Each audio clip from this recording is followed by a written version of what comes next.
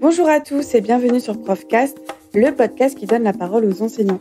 Aujourd'hui, j'accueille Brice Boussari, jeune retraité de l'Éducation nationale, professeur d'histoire-géographie pendant près de 30 ans, d'abord au Bénin, puis en Île-de-France, dans le Val d'Oise et en Seine-Saint-Denis, et également doctorant en histoire.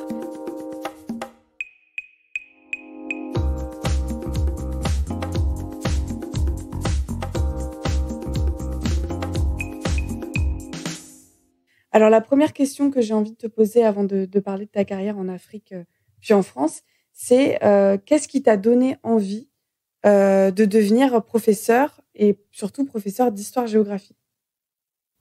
J'ai toujours eu envie d'être enseignant, en tout cas d'histoire-géographie. Dans mon enfance, déjà, je m'intéressais beaucoup à l'histoire et je me rappelle que j'avais eu, quand j'étais tout petit, un livre d'histoire qui s'appelle l'Histoire de France, à raconter à des enfants que mes parents m'avaient offert. Et donc, ce livre m'avait donné, dès cette époque, envie d'être enseignant, en tout cas de m'intéresser à l'histoire, pas forcément d'être enseignant. Et puis ensuite, après, tout au long de ma carrière, de mes études, je me suis intéressé à l'histoire. Et donc, j'étais essentiellement intéressé par l'histoire. Et quand on s'intéresse à l'histoire, on n'a pas beaucoup d'autres possibilités que d'être enseignant. Et en ce qui concerne tes études, donc tu as fait tes études au Bénin. Jusqu'en terminale, j'ai fait mes études au Bénin.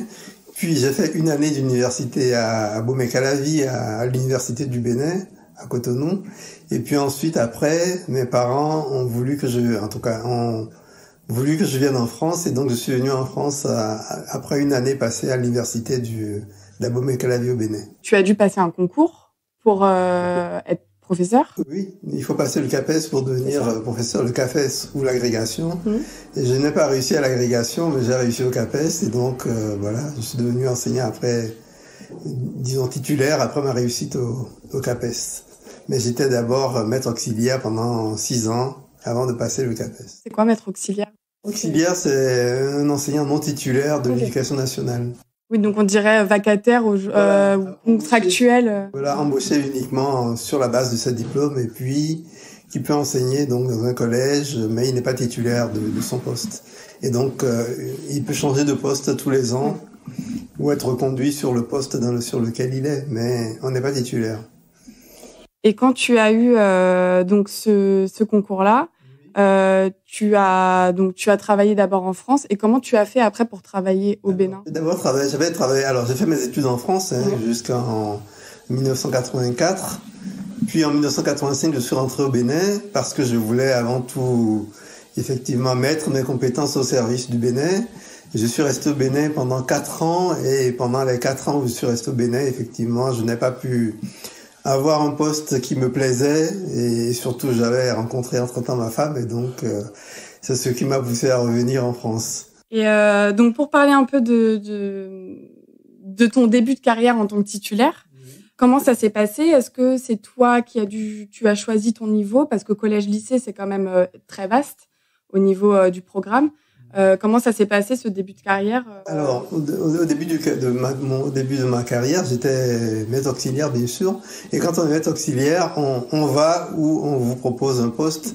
Et donc, moi, je suis allé essentiellement dans l'académie de Versailles parce que j'avais un ami qui travaillait dans l'académie de Versailles et qui était dans un établissement où on avait besoin d'un poste d'un enseignant d'histoire-géographie. Et donc, là, j'ai enseigné essentiellement en collège dans un premier temps. Puis après, le premier poste, c'était un poste dans le collège. Puis après, j'ai eu un poste en lycée. Puis à nouveau, l'année d'après, en collège. Et donc, on alterne entre le collège et le lycée en fonction des besoins du rectorat. Et qu'est-ce qui t'a plu le plus entre le collège et le lycée? Est-ce que tu as eu des préférences avec l'expérience? J'ai préféré le lycée, effectivement, parce que je pense qu'au lycée, on peut donner mieux la possibilité, disons, l'étendue de ces possibilités. On est quand même un peu plus à même de travailler avec des gens qui sont un peu plus mûrs.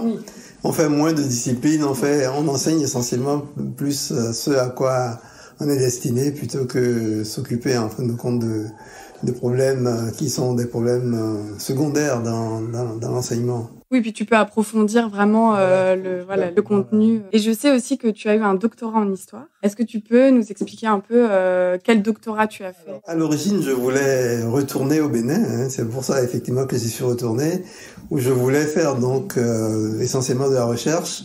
Et donc j'avais passé un doctorat sur les mouvements catholiques qui ont contribué à l'évangélisation du Bénin. Et donc mon doctorat portait essentiellement sur ça, sur les maîtres, sur les catéchistes, sur les associations créées par des catholiques pour aider à l'évangélisation. Et donc c'est après ce doctorat que je suis rentré donc au Bénin, un doctorat que j'ai passé en 1984 à l'école des hautes études en sciences sociales. Et puis après, quand je suis arrivé au Bénin, malgré mon doctorat, je n'ai pas trouvé de poste qui correspondait à ce que j'avais étudié. Et donc, j'ai dû revenir donc en France pour enseigner essentiellement dans le secondaire. Et en ayant eu justement, parce que tu viens de dire qu'au Bénin, t'as pas pu trouver un poste qui te correspondait par rapport aux études que tu as faites. Avec le doctorat, on peut aussi enseigner à l'université. Qu'est-ce qui a fait que toi, tu n'as pas choisi ensuite d'être chercheur à l'université? Alors, je n'ai pas. Il fallait être nommé effectivement à l'université pour avoir un poste, et donc il n'y avait pas de poste disponible à l'université du Bénin quand j'y suis arrivé. Et donc c'est pour ça que j'ai été essentiellement enseignant dans le secondaire, où j'ai enseigné aussi dans l'intérieur du Bénin, dans des écoles normales intégrées. Mais effectivement, je suis arrivé au Bénin, en tout cas à un moment où le système éducatif était en pleine restructuration.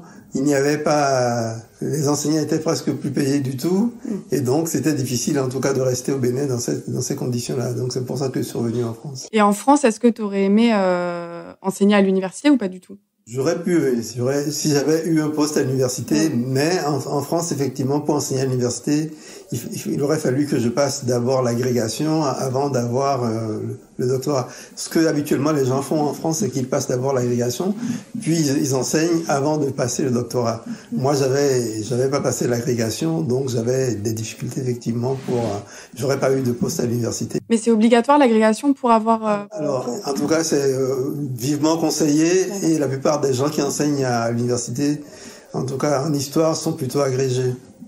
Pour revenir un peu sur tes années du coup au collège et au lycée, comme tu as enseigné pendant longtemps, et on entend souvent, enfin surtout moi j'en entends pas mal de discours comme ça aujourd'hui, que c'était mieux avant, que les enfants, les ados, ils respectaient plus les professeurs avant, que enfin voilà, il y avait peut-être un respect un peu, voilà. Pas forcément, parce que le premier collège où j'ai enseigné, moi, était un collège donc d'Anières-Gennevilliers, et qui était particulièrement difficile.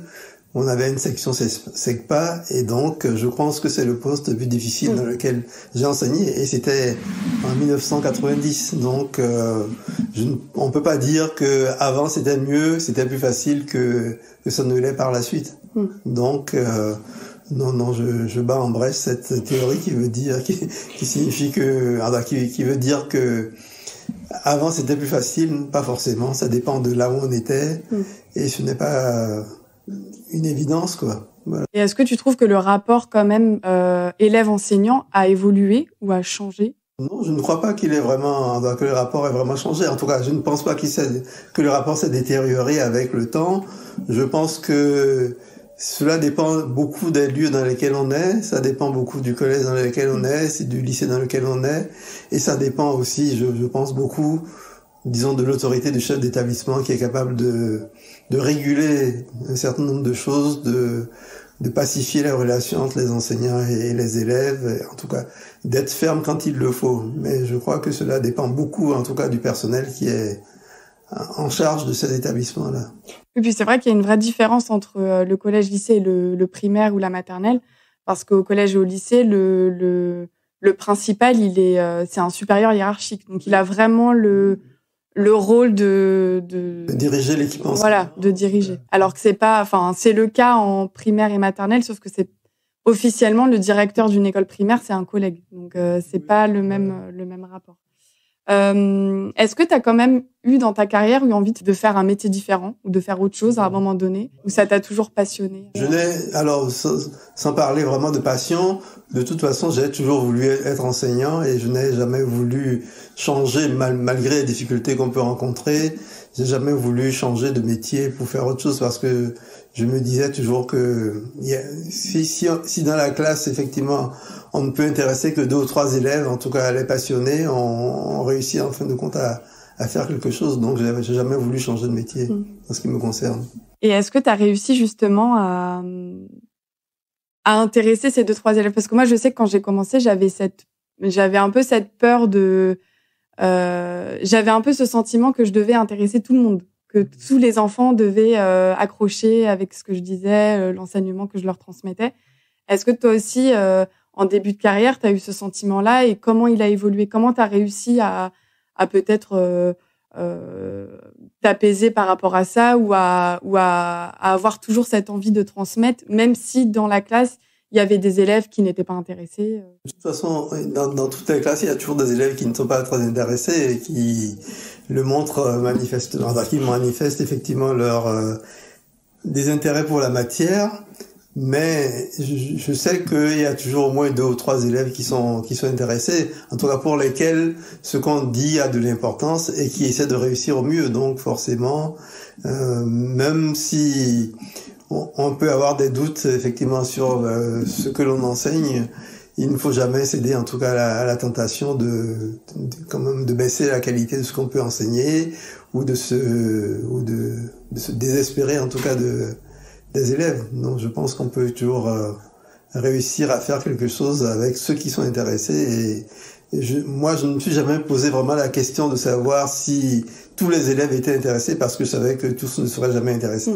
Mais je savais qu'il y avait au moins quelques-uns qui étaient intéressés par ce que je disais et qui en tireraient profit sans aucun doute. Et il y a un domaine que tu préférais enseigner, enfin plutôt une thématique en histoire ou parce que tu devais aussi enseigner la géographie. Oui. Tu faisais les deux. Je suis plutôt historien de formation, plutôt historien que géographe. Et il y avait des thématiques vraiment... En histoire, enfin, l'histoire ancienne, en tout cas, j'aimais bien l'histoire ancienne. Et donc, on avait la possibilité, aussi bien au collège qu'au lycée, d'enseigner l'histoire ancienne. Donc, j'aime bien l'histoire ancienne.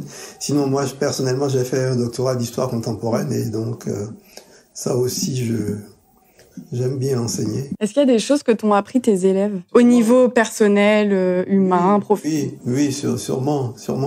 Non, mais c'est vrai que il faut dire que, comme je te disais, j'avais enseigné au Bénin et au Bénin, la parole de l'enseignant est sacrée, elle est plutôt valorisée. Donc, on est moins à l'écoute effectivement de ce que les élèves peuvent nous dire sur leurs connaissances. Et donc ici, effectivement, on est quand même un peu plus à l'écoute de ce que les élèves peuvent nous dire sur leur parcours personnel, sur leur vie. Et donc, j'ai toujours été à l'écoute, sans pour autant forcément considérer que tout ce qu'ils disaient était parole d'évangile. Mais bon, voilà. J'étais à l'écoute de mes élèves, je pense que j'écoutais ce qu'ils avaient à me dire. Et est-ce que tu as, avec le recul, parce que là, tu n'es plus dans l'éducation nationale, donc tu peux parler sans filtre, et ça, c'est formidable. Est-ce qu'il y a des choses au niveau de l'institution qui t'ont marqué de manière... Enfin, qui t'ont marqué, qui t'ont empêché, on va dire, de faire ce que tu voulais comme tu le voulais, ou qui t'ont aidé à enseigner comme tu le souhaitais? Non, disons que dans l'éducation nationale, ce qui est peut-être un peu, comment dire, un obstacle, c'est sans doute la manie de la réforme systématique. Je pense que au cours de mes 30 ans, j'ai dû subir peut-être 4, 5 ou 6 réformes successives, et donc la manie de vouloir tout le temps réformer, vouloir changer systématiquement, même parfois des choses qui marchent bien. Je ne sais pas si c'est vraiment une bonne chose. C'est vrai que le risque, c'est de s'encrouter à vouloir toujours faire la même chose, mais à vouloir aussi changer systématiquement n'est pas toujours forcément la bonne chose. Je me rappelle par exemple, qu'on avait institué ce qu'on a appelé à un moment donné les parcours de découverte, je crois, dans le secondaire, en tout cas au collège.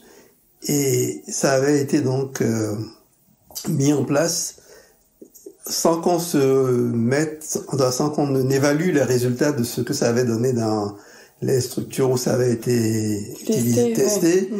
Et donc on l'avait étendu à tous les collèges de France sans pour autant être certain que cela marchait. Donc voilà, vouloir changer à tout prix, vouloir innover à tout prix n'est pas forcément une bonne chose.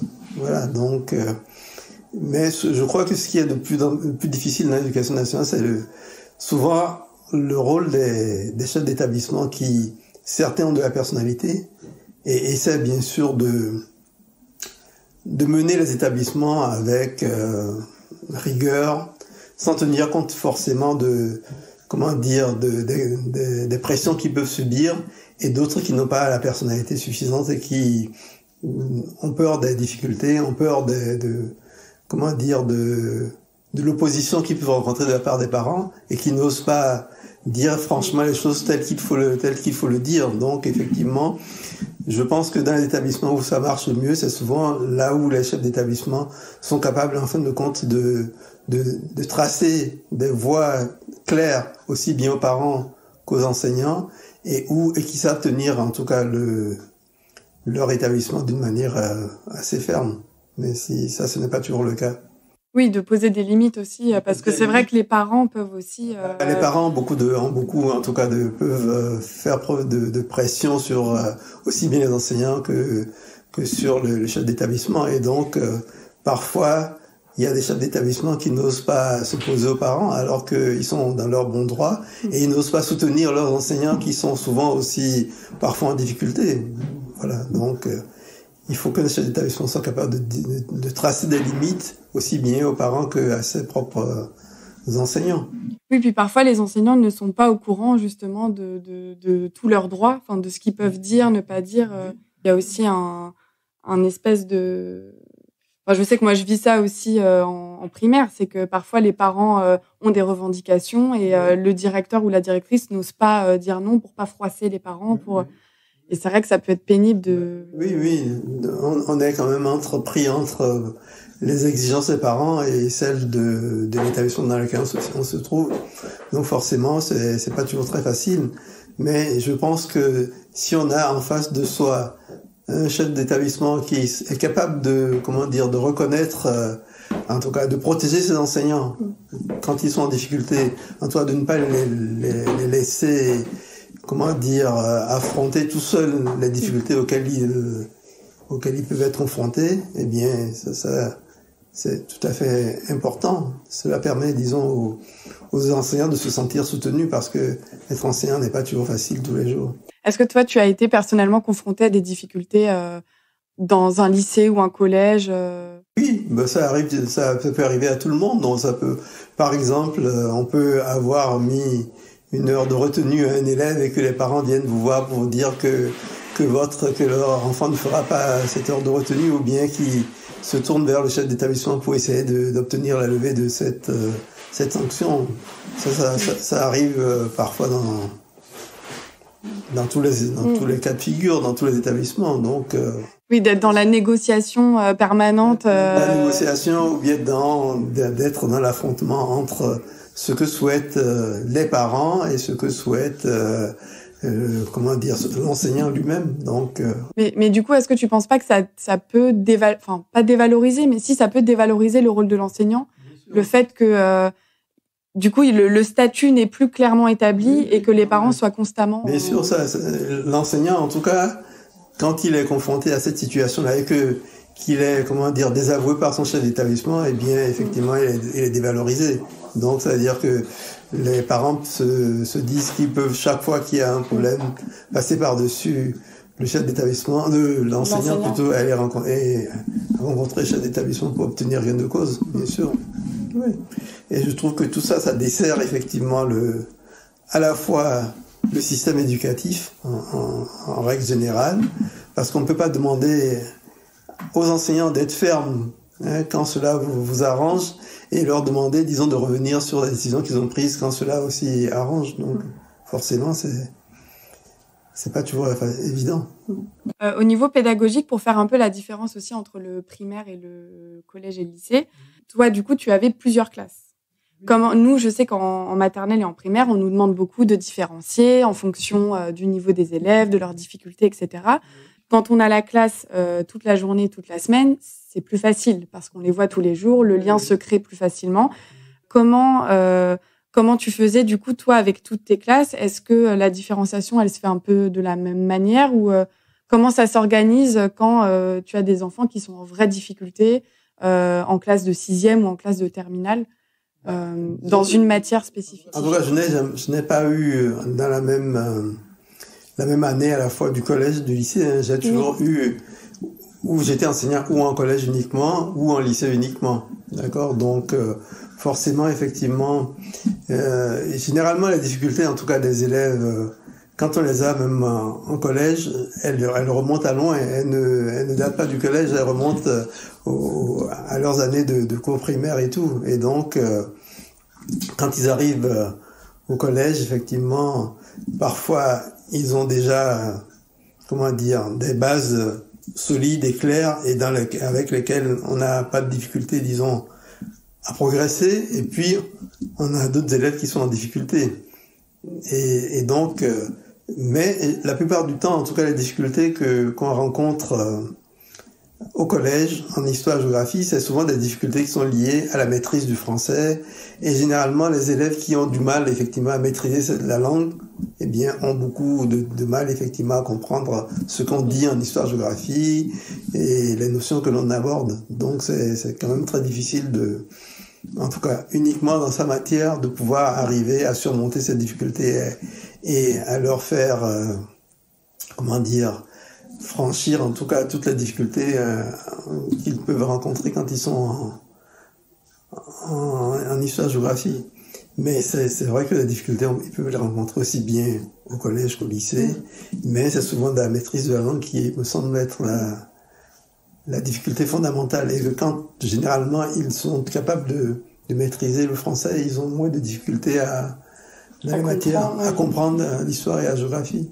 Donc, dans ce cas, vous êtes, je suppose que l'équipe pédagogique doit communiquer beaucoup plus régulièrement qu'en primaire où on a moins ce rapport. On communique avec les enseignants des autres matières, le prof de maths ou le prof de français, et donc généralement c'est en essayant de mettre en place en tout cas des outils pour remédier à ce genre de difficultés qu'on peut arriver, disons, à les surmonter. Je voudrais juste poser une question un peu plus globale sur ta carrière et ton ressenti plus. Est-ce qu'il y a des moments ou des événements qui t'ont marqué de manière positive ou négative d'ailleurs, mais des moments que tu as toujours en tête et qui t'ont marqué, que ce soit avec les élèves ou en classe, en sortie?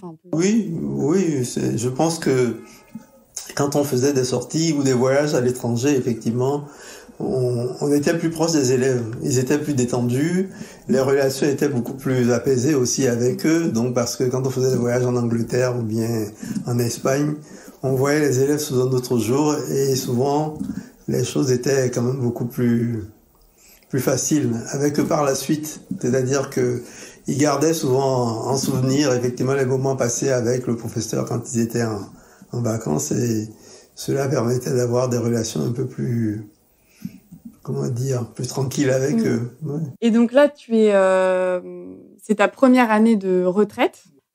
C'était pas une année facile parce que t'as pas vraiment pu profiter encore. Voilà. Mais est-ce que tu comptes parce que ce qui est bien dans l'enseignement, c'est en tout cas, j'ai l'impression qu'on est toujours en train d'apprendre des choses, de se former, etc. Est-ce que toi, tu comptes continuer de manière plus personnelle ou est-ce que tu as des projets Pour le moment, je continue à travailler avec l'association des professeurs d'histoire et géographie qui s'appelle APSG, où je m'occupe en tout cas de la trésorerie. Donc, je suis quand même, à l'écoute de ce qui se passe dans le monde enseignant, bien que je sois un peu plus en retrait, et je continue en tout cas à me cultiver en permanence en lisant, en faisant des comptes rendus parfois sur des articles ou sur des ouvrages. Et donc, voilà, je suis en contact en tout cas avec le monde enseignant, même si je n'enseigne plus formellement. Et c'est quoi exactement le rôle de l'association? Alors, c'est une association en tout cas de vulgarisation des méthodes pédagogiques pour l'histoire et la géographie, d'aide aux enseignants pour qu'ils arrivent à mieux travailler en histoire-géographie. Et c'est une association, en tout cas dans le but avant tout corporatiste, de défendre en tout cas les enseignants et d'être un moyen de pression aussi auprès des autorités pour que l'histoire-géographie soit toujours une matière enseignée, puisqu'on a connu des époques où elle était beaucoup moins, en terminale par exemple, personne n'a voulu supprimer l'histoire-géographie. Voilà. Donc c'est une association de défense en tout cas des intérêts des enseignants d'histoire-géographie. Et est-ce que tu comptes, comme je suppose que tu vas retourner au Bénin sur ton temps libre, est-ce que tu aimerais, par exemple, travailler avec des écoles là-bas sur ton temps libre ou c'est plus... Non, pas forcément. C'est-à-dire que j'ai des amis qui sont dans l'enseignement au Bénin avec qui j'avais commencé à faire des études. Voilà. Et donc, éventuellement, si je pouvais les aider d'une manière ou d'une autre, je le ferais.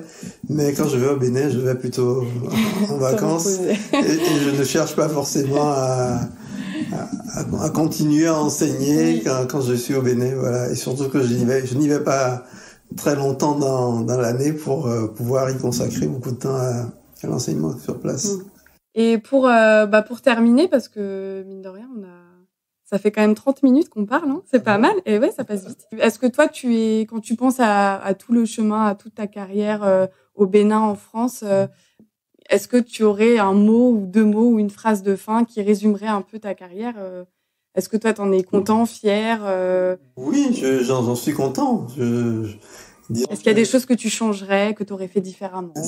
Alors, disons que ce que je peux dire, c'est que je trouve que, en tout cas au Bénin, le rôle des enseignants, en tout cas l'éducation est encore valorisée. C'est-à-dire que on estime, en tout cas là-bas, que c'est important d'aller à l'école, que avoir un diplôme dans la vie ouvre des portes, alors que je me suis aperçu, en tout cas depuis qu'en France, que l'enseignement est beaucoup moins valorisé qu'il ne l'était, en tout cas il y a 30, 40, 50 ans. C'est-à-dire que au Bénin, on est convaincu que pour réussir, il faut avoir fait des études. En France, il y a des exemples de gens qui n'ont pas fait d'études très importantes, qui n'ont pas le bac et qui ont réussi. Et surtout que on constate aussi au sein de la population que le rôle de l'enseignant n'est plus aussi important qu'il était par le passé. Il y a 30, 40, 50 ans, même dans le moindre village, l'instituteur était une personnalité importante. C'était un peu comme un notable du village. Alors que maintenant, on s'aperçoit que le rôle de l'enseignement est moins important qu'il n'était que par le passé. Et cette importance de l'enseignement, en tout cas, elle demeure encore dans beaucoup de pays d'Afrique, où on considère que le rôle qu'il joue est important et où il est encore respecté, alors qu'on s'aperçoit qu'en France, voilà. Donc, si on pouvait effectivement restaurer un peu plus l'importance de l'enseignement et même auprès des populations qui arrivent nouvellement en France et qui souvent ont des difficultés d'intégration, moi je pense que ça passe essentiellement par la réussite scolaire, et que sans la réussite scolaire, il y a peu de chances de pouvoir s'intégrer et réussir dans la vie, quoi. Et selon toi, elle est due à quoi le fait que les enseignants soient de moins en moins valorisés? Je ne sais pas. J'ai l'impression que dans la société, on a porté au nu d'autres valeurs que celles que l'enseignement, en tout cas, était censé représenter. Voilà, on a porté au nu les valeurs qui sont celles de la réussite individuelle, de se mettre en avant, de la compétitivité. Voilà, ces valeurs de réussite personnelle ont été peut-être plus valorisée que celle de l'accomplissement, hein, par le travail ou par l'éducation que l'on peut recevoir ou que l'on peut donner. Ouais. C'est intéressant comme sujet et je pense que ça pourrait être longuement développé. Et je trouve que c'est une belle conclusion aussi sur cet échange, c'est qu'on voit bien aussi la différence de temporalité entre l'école et la société. L'école, on sait que ça nécessite un temps long d'apprentissage, que les élèves n'apprennent pas au même rythme, alors que la société aujourd'hui, elle se veut être rapide, compétitive, comme tu le disais, et forcément, au bout d'un moment, ça pose de fortes contradictions entre ce qui est voulu par l'éducation nationale, par les ministères, par les gouvernements, etc., et ce qui est souhaitable et possible, en tout cas pour nous en tant qu'enseignants. Et c'est vrai que, comme tu l'as dit, on voit bien qu'ils ont mis d'autres choses en avant, et notamment aussi par les moyens qu'ils mettent dans l'éducation. C'est qu'on nous demande beaucoup de choses, on nous demande d'être rapide, on nous demande d'être efficace, alors que l'apprentissage, il ne se fait pas comme ça, en fait. Ça nécessite beaucoup plus de temps. Pour terminer, merci beaucoup, Brice, d'avoir accepté cette invitation. J'étais ravie d'échanger avec toi autour de ton expérience, de ton parcours, de ta vision des choses aussi. C'était très intéressant. Et pour toutes celles et ceux qui nous écoutent, je vous dis à bientôt sur Profcast. Merci.